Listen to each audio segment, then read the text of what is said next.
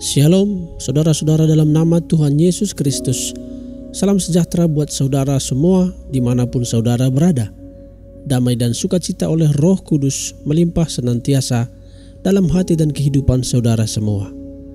Saudara yang dikasihi Tuhan, pada saat ini kita akan melanjutkan pelajaran kita tentang untuk apa aku hidup di dunia ini, untuk apa aku dilahirkan, dan apakah arti dan tujuan hidupku. Kita masuk ke bagian ke-16, pelajaran ke-16, yakni hal yang paling penting. Hidup adalah tentang kasih. Karena Tuhan adalah kasih, pelajaran yang paling penting yang Ia ingin kita pelajari di dunia ini adalah bagaimana mengasihi. Dalam mengasihilah kita paling serupa dengannya. Jadi kasih adalah fondasi setiap perintah yang diberikannya kepada kita. Sebab seluruh hukum Taurat tercakup dalam satu firman ini, yaitu kasihilah sesamamu manusia seperti dirimu sendiri. Belajar untuk mengasihi tanpa mementingkan diri sendiri bukanlah tugas yang mudah. Itu berlawanan dengan sifat kita yang mementingkan diri sendiri. Karena itu, kita diberikan kesempatan seumur hidup untuk belajar. Tentu saja Tuhan ingin kita mengasihi semua orang, tetapi Ia secara khusus memperhatikan supaya kita belajar untuk mengasihi saudara-saudara kita dalam keluarga Allah. Seperti telah kita lihat, ini adalah tujuan kedua untuk kehidupan kita. Petrus mengatakan, tunjukkanlah kasihmu terutama kepada umat Tuhan. Paulus menekankan hal ini lagi. Ketika kita mempunyai kesempatan untuk menolong orang lain, kita harus melakukannya. Tetapi kita harus memberikan perhatian khusus kepada mereka yang termasuk keluarga Allah. Mengapa Tuhan menghendaki kita memberikan kasih dan perhatian khusus kepada orang percaya lainnya? Mengapa mereka mendapatkan prioritas dalam kasih? Karena Tuhan ingin keluarganya dikenal, karena kasih mereka lebih dari yang lain. Yesus berkata bahwa kasih kita satu dengan lainnya, bukan doktrin yang kita percayai, adalah saksi terbesar kepada dunia. Ia berkata, kasihmu yang kuat kepada satu sama lain akan membuktikan pada dunia bahwa kamu adalah murid-muridku. Di surga, kita akan menikmati kasih keluarga Allah selamanya. Tetapi pertama, kita mempunyai tugas berat untuk diselesaikan di bumi sebagai persiapan kita untuk mengasihi secara kekal. Tuhan melatih kita dengan memberikan kita kewajiban-kewajiban keluarga. Dan yang paling penting adalah mempraktekkan bagaimana mengasihi satu sama lain. Tuhan ingin kita berada dalam persekutuan yang teratur dan erat dengan orang percaya lain supaya kita dapat mengembangkan keterampilan untuk mengasihi. Kasih tidak dapat dipelajari dalam kondisi terisolasi. Kita harus berada di sekitar orang lain, orang-orang yang menjengkelkan, tidak sempurna, dan menimbulkan frustasi. Melalui persekutuan, kita mempelajari 3 kebenaran penting. Kasih seharusnya menjadi prioritas utama, tujuan utama, dan ambisi kita yang paling besar. Kasih bukanlah sisi baik dari kehidupan kita. Itu adalah bagian yang paling penting. Alkitab berkata, kejarlah kasih itu. Tidak cukup bagi kita hanya berkata, salah satu hal yang aku inginkan dalam hidup adalah mengasihi. Seolah-olah itu ada di urutan paling atas dari daftar 10 hal terpenting kita. Hubungan harus mempunyai prioritas dalam kehidupan kita di atas segalanya. Mengapa? Hidup tanpa kasih sebenarnya tidak berharga. Paulus menekankan hal ini. Apapun yang aku katakan, yang aku percaya, yang aku lakukan, tanpa kasih tidak ada artinya. Sering kita bersikap bahwa hubungan adalah sesuatu yang dapat diselipkan dalam jadwal kita. Kita berbicara tentang menyisihkan waktu untuk anak-anak, atau meluangkan waktu untuk orang-orang dalam kehidupan kita. Itu memberikan kesan bahwa hubungan hanyalah sebagian dari kehidupan kita di samping tugas-tugas lainnya. Tetapi Tuhan berkata bahwa hubungan adalah kehidupan itu sendiri. 4 dari ke-10 perintah Allah mengatur hubungan kita dengan Tuhan, sedangkan 6 yang lainnya tentang hubungan kita dengan orang lain. Tetapi semuanya adalah tentang hubungan. Yesus kemudian meringkasnya menjadi apa yang paling penting bagi Tuhan dalam 2 pernyataan: mengasihi Tuhan dan mengasihi manusia. Ia berkata, "Kasihilah Tuhan Allahmu dengan segenap hatimu." Itulah hukum yang terutama dan yang pertama. Dan hukum yang kedua yang sama dengan itu ialah, "Kasihilah sesamamu manusia seperti dirimu sendiri." Pada kedua hukum inilah tergantung seluruh hukum Taurat dan kitab para nabi. Setelah belajar mengasihi Tuhan atau menyembah, belajar mengasihi orang lain adalah tujuan kedua dari kehidupan kita. Hubunganlah yang paling penting dalam hidup, bukan prestasi atau harta kekayaan. Jadi, mengapa kita membiarkan hubungan mendapatkan sedikit perhatian saja? Ketika jadwal kita menjadi terlalu padat, kita mulai menyaring hubungan secara rasional, mengurangi waktu, tenaga dan perhatian yang diperlukan untuk menjalin hubungan yang dituntut oleh hubungan yang penuh kasih. Hal yang paling penting bagi Tuhan digantikan oleh hal yang mendesak. Kesibukan adalah musuh terbesar bagi hubungan. Kita menjadi sibuk dengan mencari nafkah, melakukan tugas, membayar tagihan, dan mencapai sasaran seolah-olah semua itu adalah tujuan hidup. Tetapi bukan demikian. Tujuan hidup adalah belajar mengasihi Tuhan dan manusia. Hidup tanpa kasih sama dengan 0. Kasih akan kekal selamanya. Sebuah alasan lain yang menyebabkan Tuhan memerintahkan kita untuk menjadikan kasih sebagai prioritas utama kita adalah karena kasih bersifat kekal. Ketiga hal ini adalah selamanya: iman, pengharapan, dan kasih. Dan yang terbesar dari ketiganya adalah kasih. Kasih meninggalkan warisan, cara kita memperlakukan orang lain, bukan kekayaan atau pencapaian, memberikan dampak paling lama yang dapat kita tinggalkan di bumi. Seperti dikatakan Bunda Teresa, bukan apa yang Anda lakukan, melainkan seberapa banyak kasih yang Anda taruh di dalamnya lah yang paling penting. Kasih adalah rahasia warisan yang kekal. Saya telah mendampingi banyak orang pada saat-saat terakhir mereka ketika mereka berdiri di batas kekekalan. Dan saya belum pernah mendengar seseorang yang mengatakan, "Bawakan ijazahku, aku ingin melihatnya sekali lagi. Tunjukkan penghargaan-penghargaan, medali-medali, dan jam emas yang diberikan kepadaku." Ketika kehidupan di bumi selesai, orang tidak akan mengelilingi diri sendiri dengan harta.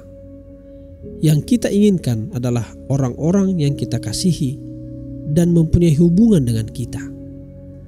Pada saat-saat terakhir itu, semua sadar bahwa hubungan sangat penting dalam hidup. Orang yang bijaksana adalah orang yang segera belajar hal itu, bukan yang menundanya. Jangan menunggu sampai kita mendekati ajal untuk memahami bahwa tidak ada yang lebih penting dari hubungan. Kita akan dievaluasi berdasarkan kasih kita. Alasan ketiga yang menjadikan belajar mengasihi sasaran kehidupan kita adalah karena kita akan dievaluasi dengan ukuran itu dalam kekekalan. Salah satu cara Tuhan untuk mengukur kedewasaan kita adalah dengan mengukur kualitas hubungan kita. Di surga Tuhan tidak akan berkata, "Ceritakan tentang karirmu, rekening bankmu, dan hobimu." Tetapi Ia akan melihat bagaimana kita memperlakukan orang lain, terutama orang-orang miskin. Yesus berkata bahwa cara mengasihinya adalah mengasihi keluarganya dan memperhatikan kebutuhan praktis mereka. "Aku berkata kepadamu, Sesungguhnya segala sesuatu yang kamu lakukan untuk salah seorang dari saudaraku yang paling hina ini, kamu telah melakukannya untuk aku. Ketika kita berpindah ke dalam kekekalan, kita akan meninggalkan segala sesuatu. Yang kita bawa hanyalah karakter kita. Karena itu Alkitab berkata, satu-satunya hal yang penting adalah iman yang diekspresikan melalui kasih. Dengan memahami ini, saya menyarankan supaya ketika kita bangun pagi, bersujud di dekat tempat tidur atau duduk di pinggir tempat tidur, kita berdoa seperti ini. Tuhan, hari ini entah aku dapat menyelesaikan tugasku atau tidak. Aku ingin memastikan bahwa aku dapat melewatkan waktu dengan mengasihi Engkau dan orang lain. Karena itulah hidup yang sebenarnya. Aku tidak ingin membuang-buang waktu hari ini. Apakah gunanya Tuhan menambahkan satu hari lagi jika kita membuangnya sia-sia? Arti penting sesuatu dapat diukur dengan berapa banyak waktu yang kita investasikan di dalamnya. Semakin banyak waktu yang kita berikan untuk sesuatu, semakin kita mengungkapkan arti penting dan nilainya untuk kita. Jika kita ingin mengetahui prioritas seseorang, perhatikanlah saja bagaimana ia memakai waktunya. Waktu adalah pemberian yang paling berharga untuk kita, karena kita hanya memilikinya secara terbatas. Kita dapat memperoleh uang lebih banyak, tetapi tidak dapat memperoleh waktu yang lebih banyak. Jika kita memberikan waktu untuk seseorang, kita memberikannya sebagian dari kehidupan kita yang tidak akan pernah kita peroleh kembali. Waktu kita adalah kehidupan kita. Karena itulah, pemberian terbesar yang dapat kita berikan kepada seseorang adalah waktu kita. Tidak cukup bagi kita untuk hanya mengatakan bahwa hubungan memang penting. Kita harus membuktikannya dengan menginvestasikan waktu di dalamnya. Kata-kata saja tidak ada artinya. Anak-anakku, marilah kita mengasihi bukan dengan perkataan atau dengan lidah, tetapi dengan perbuatan dan dalam kebenaran. Hubungan memerlukan waktu dan usaha. Dan cara yang paling baik untuk mengeja kasih adalah WAKTU, waktu. Hakikat dari kasih bukanlah apa yang kita pikirkan atau lakukan atau sediakan untuk orang lain, tetapi seberapa banyak kita memberikan diri kita sendiri. Para pria khususnya sering tidak mengerti hal ini.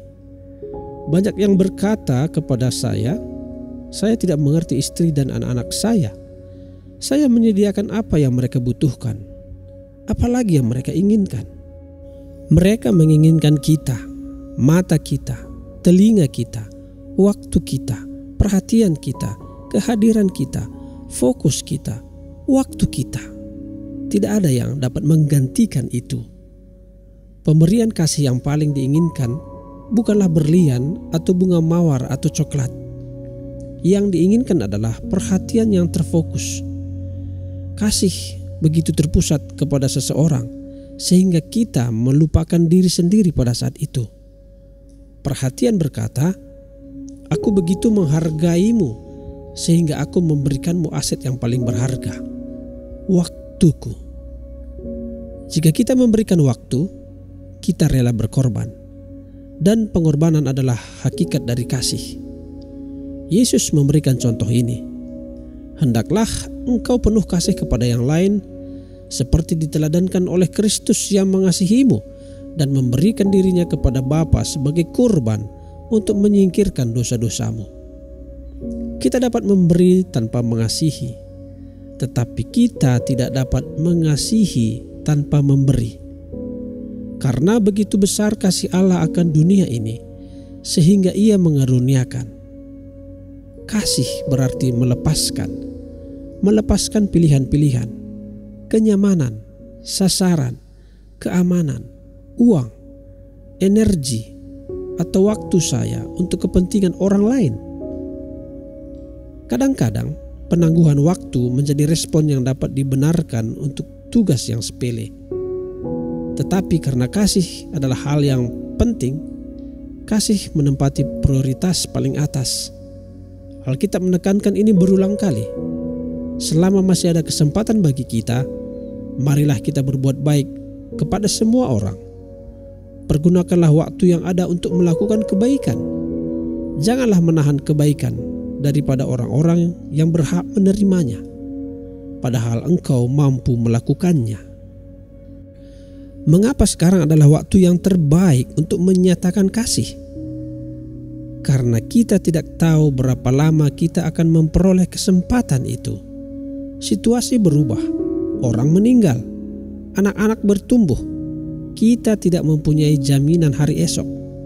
Jika kita ingin menyatakan kasih, lakukanlah sekarang. Karena memahami bahwa suatu hari nanti kita akan berdiri di hadapan Tuhan. Berikut ini adalah beberapa pertanyaan yang perlu kita renungkan. Bagaimanakah kita menjelaskan waktu-waktu di saat proyek atau hal lain yang lebih penting dari manusia? Dengan siapakah kita perlu melewatkan waktu lebih banyak? Apakah yang perlu kita coret dari jadwal kegiatan kita sehari-hari untuk membuat itu terjadi? Pengorbanan apakah yang perlu kita lakukan? Saudara, menjalani hidup yang terbaik adalah mengasihi. Ekspresi yang terbaik dari kasih adalah waktu. Waktu yang terbaik untuk mengasihi adalah sekarang. Demikianlah saudaraku, kita sudah menyelesaikan bagian ke-16, yakni hal yang paling penting. Kiranya dengan anugerah Tuhan, kita akan bertemu kembali pada bagian ke-17 pada hari selanjutnya, yakni menjadi anggota tubuh Kristus. Salam sehat, salam sejahtera, dan Tuhan Yesus memberkati saudara-saudara semua. Berjua-jua.